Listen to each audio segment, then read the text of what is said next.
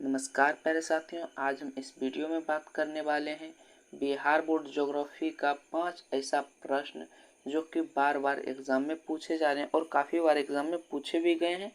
Previous year question के साथ देखेंगे। 5 शॉर्ट टाइप क्वेश्चन बताएंगे जो कि 2024 बोर्ड एग्जाम के लिए काफ़ी महत्वपूर्ण है। तो वीडियो को शुरू करते हैं बिना देरी करते हुए। देखते हैं पहला क्वेश्चन क्या है आपके स्क्रीन पर। पहला क्वेश्चन है मानव भूगोल को परिभाषित करें, जो कि देख सकते हैं आप कितना बार पूछा हुआ है। 2011 के बाद 15, 17, 19, 21, 23 2 साल के अंतराल पर कंटिन्यू पूछा जा रहा है। देख सकते हैं आप काफ़ी इंपॉर्टेंट क्वेश्चन है, तो हम इसका आंसर आपको समझाने का प्रयास करते हैं। इसमें बोला जा रहा है कि मानव भूगोल को परिभाषित करें, यानी परिभाषा दें। क्या है मानव भूगोल? तो मानव भूगोल की निम्नलिखित परिभाषा दी गई है। निम्नलिखित परिभाषा दी है दो आदमी ने, एक दिया है रेटलजेल, एक दिया एलेंसी सैम्पुल। तो पहले हम देखते हैं रेटलजेल के अनुसार क्या है। रेटलजेल के अनुसार मानव भूगोल मानव समाजों और धरातलों के बीच संबंधों का क्या है, संश्लेषित अध्ययन है। रेटलजेल के अनुसार रेटलजेल कह रहे हैं मानव भूगोल जो है मानव समाजों और धरातल के बीच संबंधों का संश्लेषित अध्ययन है। वहीं एलेंसी सैम्पल क्या कह रही हैं वो देखते हैं। मानव भूगोल अस्थिर पृथ्वी और क्रियाशील मानवों के बीच परिवर्तनशील संबंधों का अध्ययन है। एलेंसी सैंपल का कहना है मानव भूगोल जो है अस्थिर पृथ्वी यानी अस्थिर पृथ्वी है और क्रियाशील मानव है यानी क्रिया कौन कर रहा है, मानव कर रहा है, के बीच परिवर्तनशील संबंधों का अध्ययन है। तो इस तरह आपको समझ में आ गया होगा ये क्वेश्चन। 23 में पूछा गया, 24 में पूछा जाएगा नहीं पूछा जाएगा कह नहीं सकते हैं, फिर भी देख सकते हैं आप कितना बार पूछा हुआ क्वेश्चन है। तो इस क्वेश्चन को आप स्किप नहीं करेंगे, सही से इस क्वेश्चन का स्क्रीनशॉट लेके आप लिख लीजिए, याद कर लीजिए, जैसे हो रहा है कर लीजिए। हम समझा दिए तो वैसे तो याद हो ही गया होगा, फिर भी आप स्क्रीनशॉट लेके इस क्वेश्चन को बढ़िया से देख लीजिए, हो सकता है 2024 में भी पूछा जाए। तो दूसरा क्वेश्चन देखते हैं। दूसरा क्वेश्चन भी मानव भूगोल पर ही है, जो कि ये क्वेश्चन भी दो बार पूछा हुआ है। 2011 के बाद 2020 में पूछा, 9 साल के बाद पूछा हुआ है। देख सकते हैं कितना इंपॉर्टेंट क्वेश्चन हम ला रहे हैं इस चैनल पर। मानव भूगोल के जो कुछ क्षेत्र के नाम बोल रहे हैं, तो इसमें कौन कौन से क्षेत्र आएंगे। तो मानव भूगोल के कुछ उप क्षेत्र निम्नलिखित हैं। मानव भूगोल के कुछ क्षेत्रों के नाम लिखे, या ऐसा भी रह सकता है क्वेश्चन कुछ उप क्षेत्रों के नाम लिखे, इस तरह का भी क्वेश्चन रह सकता है, तो उसके लिए आपको घबराना नहीं है। तो मानव भूगोल के जो कुछ उप क्षेत्र हैं वह है व्यवहारवादी भूगोल, सामाजिक कल्याण का भूगोल, अवकाश भूगोल, सांस्कृतिक भूगोल, लिंग भूगोल, ऐतिहासिक भूगोल, सैन्य भूगोल, आर्थिक भूगोल, ये सभी आते हैं मानव भूगोल में। तो इसमें हो गया, कुछ ही बोल रहा है, एक और है चिकित्सा भूगोल। ये सभी मानव भूगोल में आते हैं। इसका भी स्क्रीनशॉट ले लीजिए, क्योंकि देख सकते हैं आप 2011 के बाद 2020 में पूछा हुआ, उसके बाद नहीं पूछा हुआ है, तो फिर भी हो सकता है 2024 में भी पूछा जा सकता है, इसलिए ये क्वेश्चन भी इम्पोर्टेंट है। देखते हैं तीसरा नंबर क्वेश्चन क्या है।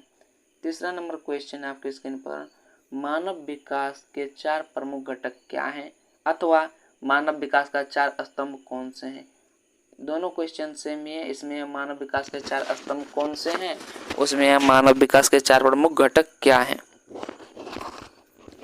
देख सकते हैं आप, ये क्वेश्चन भी अभी तक में 3 बार पूछा हुआ है, 2011, 17 और 18। 18 के बाद भी ये क्वेश्चन नहीं पूछा गया है। ये क्वेश्चन भी काफ़ी इंपॉर्टेंट है। जितना भी इस चैनल पर करवाया जाएगा सब क्वेश्चन इंपॉर्टेंट ही रहेगा। आप सभी क्वेश्चन को सही से देख लीजिए, आपका 2024 बोर्ड एग्जाम में काफ़ी नंबर कंप्लीट हो जाएगा। देखिए क्या है इसका आंसर है, मानव विकास के 4 प्रमुख घटक हैं। क्या है, समता है, क्षमता, सतत पोषणीयता, उत्पादकता और सशक्तिकरण। हो गया 4 घटक। अब देखते हैं समता में क्या कहा जा रहा है। समता का अर्थ है लोगों को लिंग, प्रजाति, आय इत्यादि के भेदभाव के विचार के बिना उपलब्ध अवसरों तक पहुंच समान होना चाहिए। समता का जो अर्थ है, लिंग, प्रजाति यानी जाति जो होता है, आय यानी कौन कितना पैसा कमा रहा है, कोई ज़्यादा पैसा कमा रहा है, कोई कम पैसा कमा रहा है, उसमें ये आ जाता है। भेदभाव जो है, बिना भेदभाव के, भेदभाव नहीं होना चाहिए। जो अवसर है उस तक उपलब्ध, जो अवसर जो है वहाँ तक पहुँच समान होना चाहिए। तो इसका समझ में आ गया होगा समता का अर्थ। सीधा सीधा समझ लीजिए, ऊंच नीच नहीं होना चाहिए। कोई ज़्यादा पैसा कमा रहा है, कोई कम पैसा कमा रहा है, ये भी भेदभाव नहीं होना चाहिए। और अवसर भी उपलब्ध, जो अवसर उपलब्ध है वहाँ तक पहुँच के लिए समान होना चाहिए। जो भी अवसर आ रहा है किसी चीज़ के लिए, उसमें जो है पहुँच समान होना चाहिए, यानी पहुँचने के लिए समान होना चाहिए। दूसरा है पोषणीयता। पोषणीयता का अर्थ है अवसरों की उपलब्धता में निरंतरता, जिससे प्रत्येक पीढ़ी को समान अवसर मिले। अब इसमें क्या बोला जा रहा है, इसमें बोल रहा है अवसरों की उपलब्धता जो है उसमें निरंतरता, जिससे प्रत्येक पीढ़ी को समान अवसर मिले। तीसरा है उत्पादकता। उत्पादकता है लोगों में क्षमताओं का निर्माण करके मानव श्रम की उत्पादकता में वृद्धि करना। उत्पादकता का है लोगों में क्षमता का निर्माण करके मानव श्रम के उत्पादक में वृद्धि। चौथा है सशक्तिकरण। सशक्तिकरण का अर्थ है अपने विकल्प को चुनने के लिए शक्ति प्राप्त करना। सशक्तिकरण का क्या अर्थ है, अपने विकल्प को चुनने के लिए शक्ति प्राप्त करना। अगला क्वेश्चन देखते हैं 4 नंबर। 4 नंबर क्वेश्चन है मानव विकास से आप क्या समझते हैं। ये क्वेश्चन 2017, 20, 2023 में पूछा हुआ है। 3 बार ये क्वेश्चन अभी तक में पूछा गया है, देख सकते हैं आप। क्वेश्चन बैंक से भी एक बार आप मिला सकते हैं कि ये क्वेश्चन 4 बार पूछा गया है कि नहीं पूछा गया है। उसके लिए आपको कोई टेंशन नहीं लेना है। क्वेश्चन बैंक खोल के आराम से देख सकते हैं आप। 2017 का प्रीवियस ईयर क्वेश्चन पेपर निकालेंगे, 20 का निकालेंगे, 23 का निकालेंगे, उसमें ये क्वेश्चन आपको तीनों में मिल जाएगा आराम से। तो देखते हैं इसका उत्तर क्या है। मानव विकास से आप क्या समझते हैं। मानव विकास का जो तात्पर्य है मानव के आर्थिक, सामाजिक, सांस्कृतिक और राजनीतिक विकास के विकल्पों में प्रवृद्धि करने की प्रक्रिया से, यानी वृद्धि करने की प्रक्रिया से है। अब दूसरा शब्द में कहा जाए तो यह संयुक्त राष्ट्र के अनुसार मानव विकास में लोगों की पसंद का विस्तार और अब तक का कल्याण के स्तर को बढ़ाने वाली प्रक्रिया है। यह भी आपको समझ में आ गया होगा। 4 नंबर भी क्वेश्चन आपको पूरा समझ में आ गया होगा। तो देखते हैं 5 नंबर क्वेश्चन। 5 नंबर क्वेश्चन है मानव विकास के 3 या 2। ये क्वेश्चन 2 बार पूछा गया। एक बार पूछा गया 2 मूलभूत क्षेत्र, एक बार पूछा गया 3 मूलभूत क्षेत्र। ये क्वेश्चन भी 2019 और 2021 में पूछा हुआ है। देखते हैं इसका आंसर क्या है। आंसर है स्वास्थ्य, शिक्षा और संसाधन तक पहुंच। इन क्षेत्रों में शारीरिक, मानसिक एवं बौद्धिक क्षमताओं के विकास से लोगों के विकल्पों में वृद्धि होती है, जिससे मानव का विकास होता है।